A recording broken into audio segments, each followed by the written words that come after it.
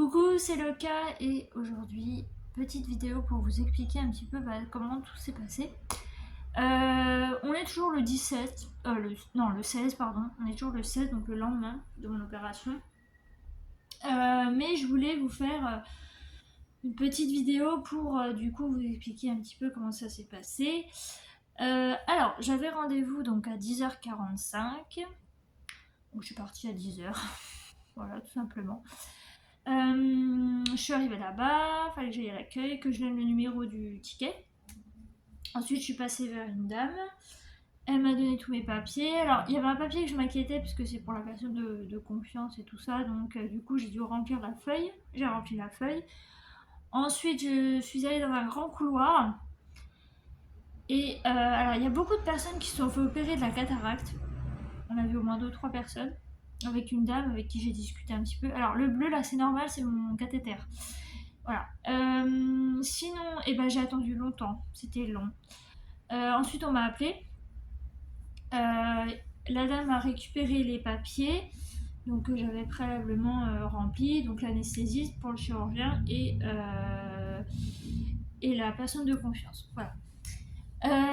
Ensuite, on m'a accompagnée pour qu'il y ait une autre dame qui m'a accompagnée pour me donner mes affaires.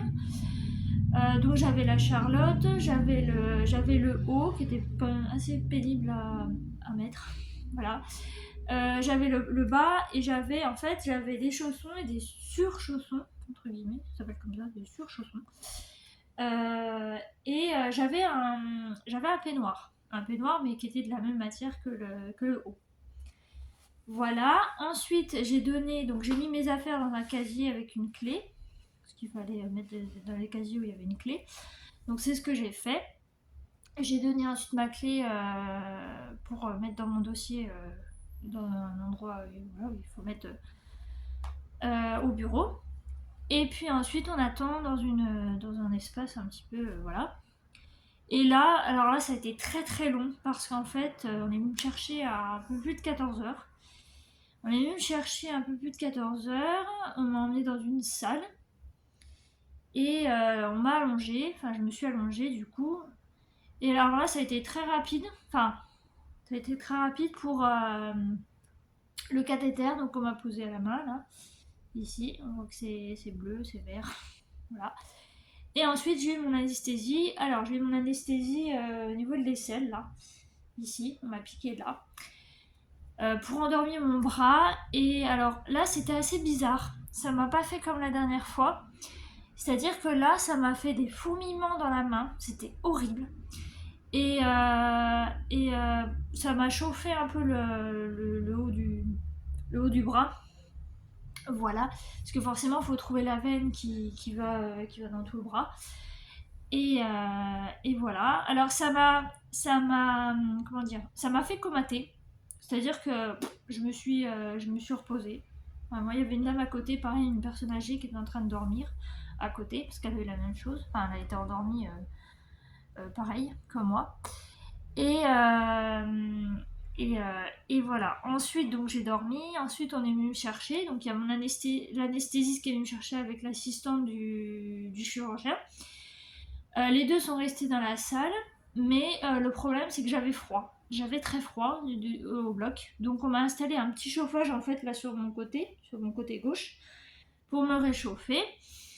Et alors, ce qui s'est passé, c'est qu'en fait, il y a une espèce de grosse lampe pour aider le chirurgien à bien voir. Et en fait, cette grosse lampe, il y a des bras, en fait, des bras des bras, c'est des sortes de bras en fer. Enfin, vous savez, c'est voilà. Et en fait, il y a une partie qui était en fait, avec la lumière, il y avait un reflet. Alors, je suis myope, mais voilà, et c'était flou, mais en fait, je voyais tout ce qui se passait. Voilà, je voyais tout ce qui se passait à mon doigt. Alors à la fin, j'aurais dit bah ouais, mais j'ai vu un peu tout ce qui s'est passé. Alors je m'a dit bah qu'est-ce que vous avez vu? J'ai dit bah je pense que vous avez ouvert, vous avez enlevé le kyste et puis ensuite vous avez refermé. Il me dit oui c'est ça, c'est exactement ça. Voilà, il m'a donné donc les instructions pour la suite. Il m'a dit qu'on se reverrait donc 3 semaines plus tard. Donc j'ai rendez-vous le 7 août. Et il va faire analyser donc le kyste. Voilà, ils font toujours ça quand ils enlèvent quelque chose, ils le font analyser parce que bah voilà, au cas où, on sait jamais. Et puis donc voilà, c'est bien un kyste synovial, ça s'appelle. Et voilà.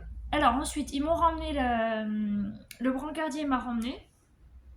Et alors là, début des problèmes, c'est-à-dire qu'en fait, il m'a ramené à la cafétéria là où j'étais censée rester un moment. Le problème, c'est que je me suis mise à claquer des dents. Donc déjà, quand ils m'ont enlevé le chauffage, c'était pas top. Et quand ils m'ont emmené à la cafette, il faisait froid. Enfin, je sais pas si j'avais froid, parce qu'en soi, je sais pas. C'était vraiment bizarre. En plus, je claquais des dents. Donc, il y a une dame, elle allait chercher ses collègues. Elles étaient trois. Elles étaient trois, elles m'ont dit bon. Elle me dit, vous voulez peut-être pas vous allonger? Je dis, si, il faudrait peut-être m'allonger parce que là, ça va pas. Et alors, elle m'a prise ma tension, donc j'avais une bonne tension, j'avais 12,6, 12,8, un truc comme ça. Pas de fièvre. Donc elles m'ont dit, bon bah elles ont dit ouais c'est l'anesthésie en fait que j'ai pas supporté. Et voilà, à partir du moment où j'ai eu ma collation après, donc du pain avec du beurre et de la confiture de fraises et mon jus de pomme, j'avais demandé un café aussi, mais au final le café je l'ai pas bu parce que ben le sucre était encore sur la table, enfin il était pas mis dedans. Et comme j'avais mon bras en écharpe, bah, je pouvais pas utiliser le sucre. Donc ce que j'ai fait, c'est que j'ai bu un jus de pomme. Enfin, un jus de pomme et demi, parce qu'après j'en avais redemandé un. Et j'ai bu mon jus de pomme, j'ai mangé un peu, et là je me suis reposée. Et voilà. Alors, il y a ma copine de... Enfin, ma copine... pas ma copine, mais bref, la dame qui était à droite de moi, ils l'ont gardée. Ils l'ont gardée parce que ça allait pas et tout, donc ils l'ont gardée. Je pense qu'elle avait une petite tension aussi, donc bref, ils l'ont gardée. Et s'était fait opérer du pied, je crois aussi. Il y a beaucoup de gens qui sont opérés du pied hier, je sais pas pourquoi. C'était le pied, le ventre et la cataracte. Alors, on était que deux. On était deux à se faire opérer du doigt parce qu'il y avait un jeune homme qui attendait, vous savez, dans le petit espace que je vous ai raconté au début. Il allait se faire opérer pareil d'un doigt. Alors lui, c'était la main gauche, mais c'était celui-là. Et il allait se faire opérer par le même chirurgien que moi et au doigt. Parce qu'il avait dû avoir un accident, je sais plus quoi. C'était bizarre parce que c'était blanc au bout de son doigt, c'était trop bizarre. Voilà, donc elle, ils l'ont regardé. Et ma copine à gauche avec qui j'ai bien parlé, qui est enseignante, et ben on a bien parlé, très gentille, bah elle s'était fait opérer du pied. Donc voilà, alors il y a eu un souci, c'est que en fait, si vous voulez, quand vous faites opérer du pied, vous devez mettre une chaussure un peu spéciale, une chaussure un peu épaisse, qui est un peu en sandale, enfin vous voyez, qui est attachée par le dessus, et vous devez porter ça. Voilà, plus les béquilles, et voilà. Et donc il y avait, enfin cette chaussure c'était paumé je ne sais où, et donc elle leur dit bah voilà, le chirurgien est venu la voir, il dit bah c'est bizarre, j'ai pas ma chaussure et tout. Donc ils sont allés la chercher, en fait ils l'avaient oubliée dans une autre salle en fait, ils l'avaient oubliée, donc du coup ils l'ont ramenée, elle a pu la mettre. Ils l'ont fait marcher un petit peu. Du coup moi j'en ai profité pour demander si je pouvais aller aux toilettes parce que j'avais envie d'aller aux toilettes, donc j'y suis allée aux toilettes. C'était pas facile parce que j'avais mon cathéter et ça me faisait super mal, donc quand je voulais remettre mes affaires en fait si vous voulez, je suis sortie des toilettes, mais comme je pouvais pas attacher mon pantalon, ben mon pantalon il glissait tout seul, donc je suis allée des toilettes jusqu'à la salle de réveil. Je suis retournée dans la salle de réveil avec mon pantalon qui glissait à moitié, je vous raconte pas, j'étais comme ça. Enfin, c'était vraiment... c'était drôle, quoi. Donc, du coup, il y a une dame qui... Alors, celle de droite, elle a quelqu'un qui lui a resserré, et moi, elle m'a resserré aussi mon truc, mon pantalon. Et puis voilà. Donc, après, elles m'ont dit, bon, bah, vous restez encore un peu, mais vous allez pouvoir sortir, parce que j'allais beaucoup mieux.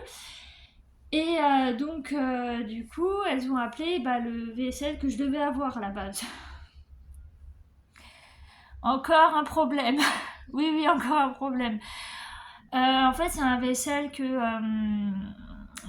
comment dire, qui est pas loin, hein, mais enfin qui est pas loin, qui est sur Dijon en fait, mais voilà. Et donc quand ils ont appelé, quand l'hôpital a appelé, ils ont dit ah oui mais non parce qu'en fait faut programmer.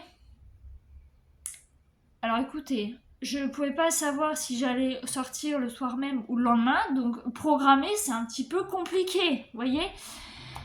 Bref, donc du coup, c'était foutu. Donc après, elle m'a dit, écoutez, je vais appeler les taxis, voir s'ils sont disponibles. Pas de taxi disponible, ok. Donc du coup, j'appelle mon frère en mode un peu panique. J'ai dit, écoute, tu peux venir me chercher, s'il te plaît? Alors du coup, lui il a pas pu parce qu'il fallait emmener ma nièce et à l'orthophoniste, donc du coup c'est sa copine qui est venue me chercher. D'ailleurs si tu vois cette vidéo, merci beaucoup, hein, franchement tu me sauves la vie. Parce que je me voyais vraiment pas, je savais vraiment pas ce que j'allais faire. Voilà. Et donc elle est venue me chercher vers 18h, 18h20, 18h30 par là. Et on est allé en direction de chez ma grand-mère. Et donc j'ai passé la soirée et la nuit là-bas. Et écoutez, alors j'ai eu des nausées. J'ai eu quand même pas mal de nausées. Alors en fait c'était à chaque fois que je me levais pour aller, soit pour boire un coup, soit pour vouloir aller faire pipi ou des trucs comme ça. J'avais des nausées qui venaient. Mais en fait c'est des nausées, en fait ça me faisait tousser. Au début ça me fait tousser, puis après bon ça me fait un petit peu, ça m'a fait un petit peu vomir. Ce qui est normal hein, parce que c'est l'anesthésie que je supporte mal. Et voilà, la nuit c'est entre guillemets bien passé, je me suis relevée à 4h42 du matin. Oui, j'ai regardé mon téléphone, il était 4h42, c'est très précis, pour aller aux toilettes. Donc ma grand-mère m'avait donné une lampe parce que forcément, il fallait que je voie dans le noir. Même s'il y avait pas, il y avait un volet, un des deux volets qui n'était pas beaucoup fermé. Elle m'a quand même donné une lampe pour éviter que je me prenne les pieds dans ma bassine ou dans des trucs comme ça. Voilà. Sinon, après, j'ai redormi jusqu'à 7h, 7h20. Il y a Lost qui est venu. Donc, je lui dis, écoute, monte là-haut, peut-être qu'elle est réveillée et tout ça. Et après, je me suis rendormie jusqu'à 8h30. Donc, à 8h30, ma grand-mère est descendue. On a déjeuné ensemble. J'ai bu mon café et mon yaourt. Mais alors, heureusement que j'ai bu que ça. Enfin, j'ai mangé que ça parce que c'était limite. Voilà. Et puis après, elle a pris sa douche. Et puis, elle m'a ramenée au tram. Elle m'a ramené en voiture au tramway. Et là, pareil, niveau de la voiture, des nausées. Et puis, quand j'étais dans le tram, pareil, des nausées. Et donc après, je suis pas loin. Hein, je suis pas loin de... Comment dire? Comment on appelle ça? Du terminus, en fait. Du terminus à chez moi, c'est pas loin. Donc, c'est pas très loin en tram. Il y a 3-4 arrêts. Attendez. 1, 2, 3, 4. Voilà. Le 4e arrêt, c'était le mien. Donc voilà. En marchant jusqu'à chez moi, j'avais hâte de rentrer parce que je commençais à avoir encore des nausées. Voilà, je suis rentrée, j'ai vidé mon sac, mes affaires, tout ça. J'ai appelé pour avoir un infirmier pour partir de demain. Donc il vient demain vers 16h. Et puis écoutez, je suis allée à la pharmacie aussi parce qu'il me fallait donc des compresses, de la bétadine. Bon, la bétadine je l'avais déjà, mais du coup j'en ai une deuxième de bouteille, mais il utilisera celle que j'ai déjà utilisée. Les pansements et j'ai repris des collyres du coup parce qu'il faut des collyres pour nettoyer tout ça. Donc voilà. Et j'aurai des pansements. Et là actuellement vous êtes sur la boîte de compresses stériles non tissées. Voilà.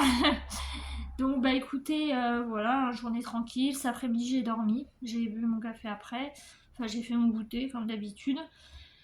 Et puis Saturne est là. Elle est juste là.